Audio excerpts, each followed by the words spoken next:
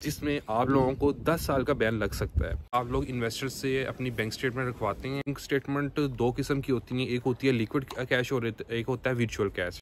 अस्सलाम वालेकुम दोस्तों, क्या हाल चाल? आपकी उम्मीद है सब खैर खैरियत से होंगे। मैं हूं हमज़ा। आज आप लोगों के साथ मैं डिस्कस करने जा रहा हूं बैंक स्टेटमेंट के हवाले से, क्योंकि बहुत से लोगों के मैसेजेस आ रहे थे और उसके अलावा आगे सितंबर इनटेक भी है और जिन लोगों ने वीज़ाज़ वगैरह अप्लाई करने हैं उनके लिए भी स्पेशल ये वीडियो है। बैंक्स को जो है ना यूकेवीए की तरफ से हाईलाइट हुए हैं जो फेक स्टेटमेंट वगैरह बनवाते हैं। थोड़े से पैसे वगैरह लेके स्टेटमेंट तो बना देते हैं, लेकिन मोस्टली ये होता है उस पर आपका बैन लग जाता है यूकेवीए की तरफ से, और वो बैन भी 10 साल का होता है। क्योंकि यार मार्केट में दो किस्म की स्टेटमेंट चलती हैं, दोनों के हवाले से आज डिटेल्स में आपको मैं बताऊंगा। इसमें मैं कुछ टॉपिक्स आपको बताऊंगा कि बहुत से लोग जो स्टूडेंट्स हैं उन्होंने अपनी बैंक स्टेटमेंट कब से रेडी करना, क्राइटेरिया बताऊंगा कि आपने किस टाइम पे अपनी बैंक स्टेटमेंट स्टार्ट करनी है। क्योंकि जब आप किसी इन्वेस्टर से लेते हैं तो मोस्टली लोग जो है ना सिर्फ 2 माह के लिए लेते हैं, तो आपने किस टाइम पे स्टार्ट करनी है और कब आपने वीज़ा अप्लाई करना है फॉर मोस्टली स्टूडेंट्स हैं। आपने अपने जो लोग अपने कंसल्टेंट से काम करवा रही हैं तो आप अपने कंसल्टेंट से पूछने के एक एग्जैक्ट डेट पूछने कि किस टाइम पे यूनिवर्सिटी आपको कैश इशू करती है। ठीक है, जिस टाइम पे आपको यूनिवर्सिटी कैश इशू करती है उससे आपने तकरीबन 25 दिन पहले अपनी बैंक स्टेटमेंट स्टार्ट करवा देनी है। क्यों? क्योंकि जब आप 25 दिन पहले अपनी बैंक स्टेटमेंट स्टार्ट करवाते हैं तो 25 दिन बाद जब आपको कैश इशू हो जाता है तो 3 दिन बाद 28 डेज़ ओल्ड आपकी जो है ना मैच्योर स्टेटमेंट होनी चाहिए आपके बैंक अकाउंट में, और आपकी वो मैच्योर जैसे 3 दिन बाद हो जाएगी तब तक आप अपने सब डॉक्यूमेंट्स वगैरह क्लियर करके यूकेवीए को अपना वीज़ा फाइल कर सकते हैं। 3 दिन बाद आपके 28 दिन पूरे हो जाएंगे, आपका वीज़ा फाइल हो जाएगा। उसके बाद आपके पास पूरा 1 माह होगा, क्योंकि 2 माह के लिए आप लोग इन्वेस्टर से अपनी बैंक स्टेटमेंट रखवाते हैं। बाज़-औक़ात ये होता है कि आपका कैश आ जाता है, आपकी बैंक स्टेटमेंट मैच्योर नहीं होती है, आप वीज़ा फाइल करते हैं, वो 2 माह से ज़्यादा हो जाता है, फिर इन्वेस्टर आपसे फिर रिक्वायरमेंट और करते हैं पैसों की। इस क्राइटेरिया के थ्रू आपने अपना वीज़ा फाइल करना है ताकि आपको भी किसी चीज़ की टेंशन ना हो कि आपने इन्वेस्टर को कोई ज़्यादा पैसे देने हैं, वो ज़्यादा पैसों की डिमांड कर रहा है। तो फर्दर मैं आपको बता देता हूँ कि बैंक स्टेटमेंट कितनी किस्म की होती हैं। बैंक स्टेटमेंट 2 किस्म की होती हैं, एक होती है लिक्विड कैश और एक होता है वर्चुअल कैश। सबसे पहले बात कर लेते हैं लिक्विड कैश की। लिक्विड कैश वो होता है जो कि आपको एक हार्ड कैश के तौर में पैसे दिए जाते हैं। आपने अपने जो इन्वेस्टर होगा वो आपके साथ होगा, आपने अपनी मर्ज़ी से ही जो भी उनका क्राइटेरिया है वो आपका बैंक अकाउंट ओपन करवाएंगे, तो आपने उसके साथ ही जाके पैसे अपने डिपॉजिट करवाने अपने अकाउंट पे।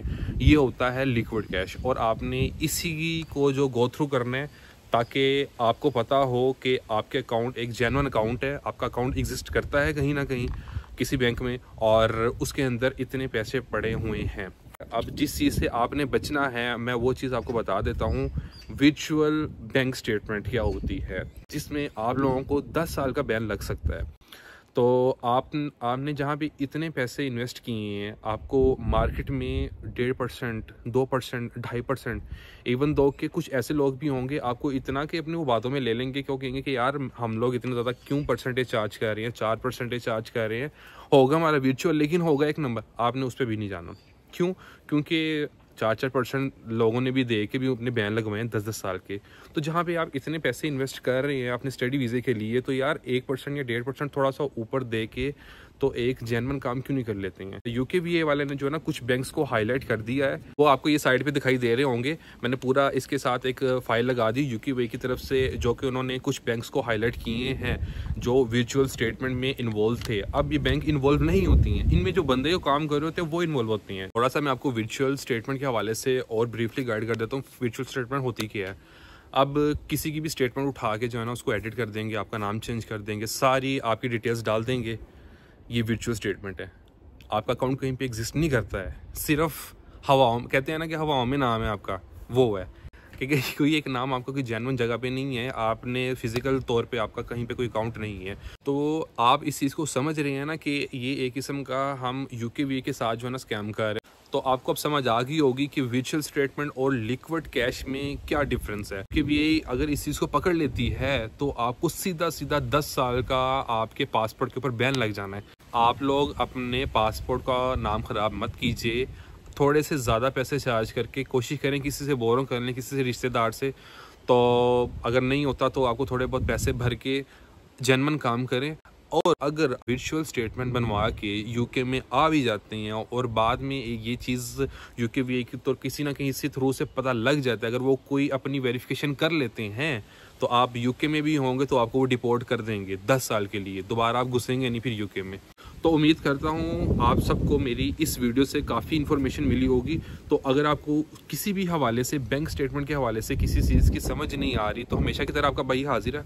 आपने मुझे इंस्टाग्राम पे डीएम कर देना या कमेंट सेक्शन में जो भी आपको कोई क्वेरी है आप उस वहाँ पे मेंशन कर दें, मैं आपको रिप्लाई कर दूंगा। यार मेरे चैनल पे नॉन सब्सक्राइबर सबसे ज़्यादा वीडियोस देखते हैं, तो ऐसा ना करें। अगर मेरी वीडियोस देख रहे हैं, अगर आप मेरे चैनल पे न्यू हैं तो चैनल को लाजमी सब्सक्राइब करें, वीडियो को लाइक करें, और जितने भी फ्रेंड्स आपके या फैमिली मेम्बर जितने भी प्लानिंग कर रही हैं स्टडी वीज़ा का, तो उनके साथ ये वीडियो लाजमी शेयर कीजिएगा। तो इंशाल्लाह मिलेंगे नेक्स्ट वीडियो में, तब तक के लिए अपना ख्याल रखिएगा। भाई को दे इजाज़त, अल्लाह हाफिज़।